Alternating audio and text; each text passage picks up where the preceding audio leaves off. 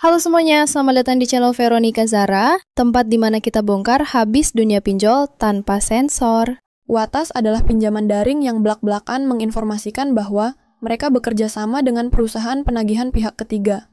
Bisa kita lihat di website Uatas ini, mereka bekerja sama dengan PT Telmark Integrasi dan PT Kolmitra, yang notabene dikenal memiliki metode penagihan cukup tegas. Bahkan, penagihan dari pihak ketiga ini bisa saja melanggar aturan karena tidak mencantumkan nama pinjol induknya saat menagih. Hal ini juga menjadi dilema bagi nasabah pinjol, karena setiap kali ada kasus penagihan kasar, pinjol induknya akan melempar kesalahan tersebut kepada perusahaan pihak ketiga.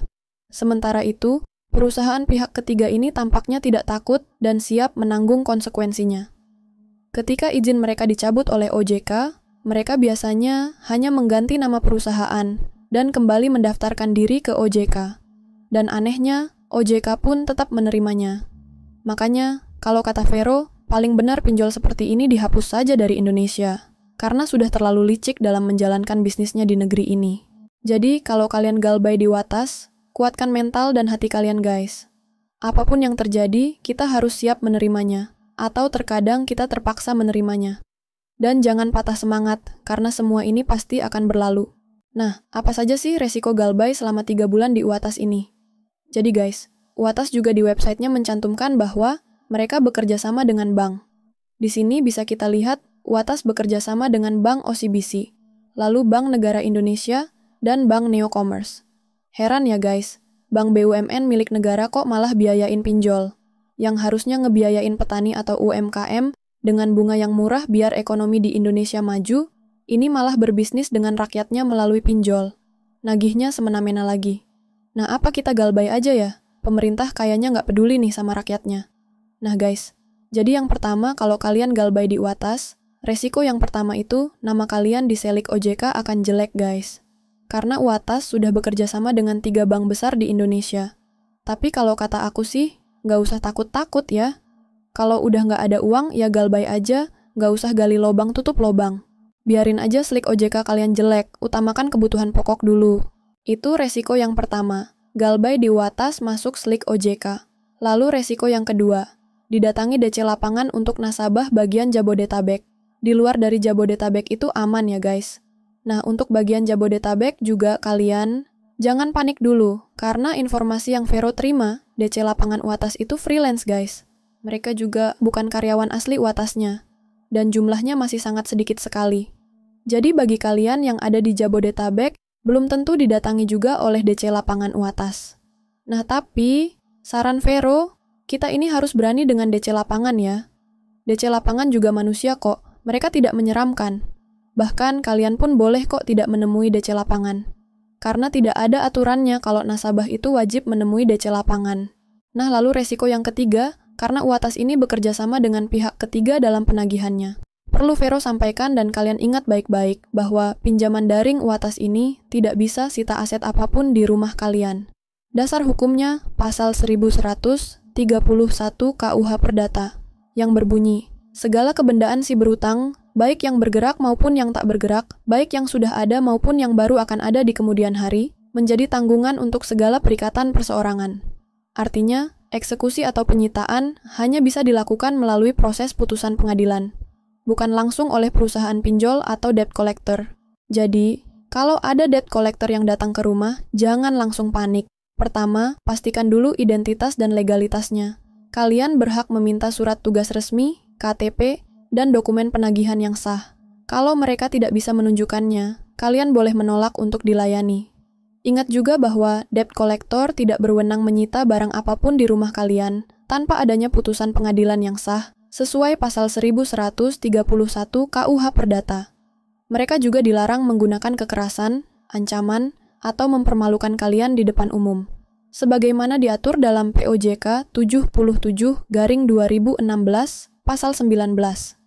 Jika mereka memaksa atau berperilaku kasar, hal itu bisa dikategorikan sebagai tindak pidana dan bisa kalian laporkan ke pihak berwenang.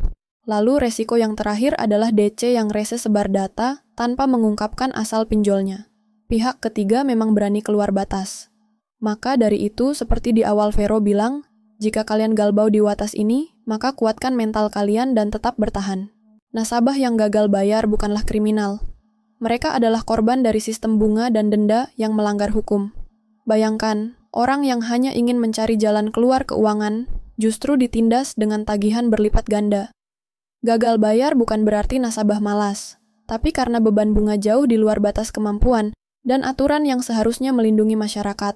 Di sisi lain, perusahaan pinjol tetap leluasa menekan dengan teror penagihan, seakan-akan mereka tidak salah. Hari ini, ribuan orang di Indonesia mengalami gagal bayar pinjaman daring, atau yang sering kita sebut pinjol.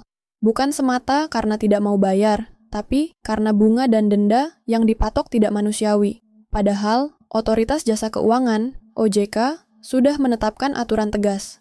Bunga pinjol resmi maksimal 0,4% per hari, dan tidak boleh ada denda berlapis-lapis yang membuat utang semakin tak masuk akal. Sayangnya, banyak perusahaan pinjaman daring, termasuk Watas, diduga tidak mematuhi aturan ini. Alih-alih membantu, mereka menjerat. Alih-alih memberi solusi, mereka menciptakan masalah baru. Maka pertanyaan besar kita, siapa sebenarnya yang salah? Apakah rakyat kecil yang terjerat karena kebutuhan hidup, atau perusahaan pinjaman yang sengaja melanggar aturan demi keuntungan besar? Masyarakat perlu sadar, kita tidak boleh menyalahkan korban semata. Karena sesungguhnya, gagal bayar akibat bunga dan denda ilegal adalah cermin dari ketidakadilan sistem keuangan digital kita hari ini. Sebagai penutup, mari kita sadari bersama bahwa masyarakat yang terjerat pinjol bukanlah penjahat, melainkan korban dari sistem yang tidak adil dan jeratan bunga yang mencekik. Banyak dari mereka hanya ingin mencari jalan keluar dari kesulitan ekonomi, tetapi akhirnya terperangkap dalam lingkaran utang. Karena itu, penting bagi kita semua untuk saling menguatkan dan tidak membiarkan intimidasi dari debt collector merampas martabat rakyat kecil.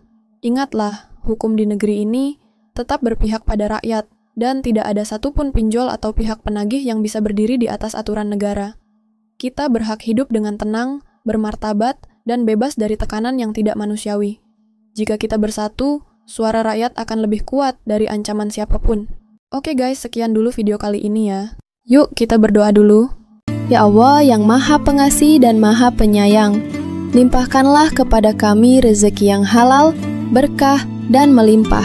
Bukakanlah pintu-pintu rezeki dan kemudahan dari arah yang tidak disangka-sangka. Kuatkanlah hati kami dalam menghadapi gagal bayar pinjol ini, dan jauhkanlah kami dari mara bahaya apapun. Amin ya Robbal Alamin. Sampai jumpa di pembahasan berikutnya, dan tetap semangat menjalani hari-hari kalian ya. Semoga penjelasan ini bermanfaat.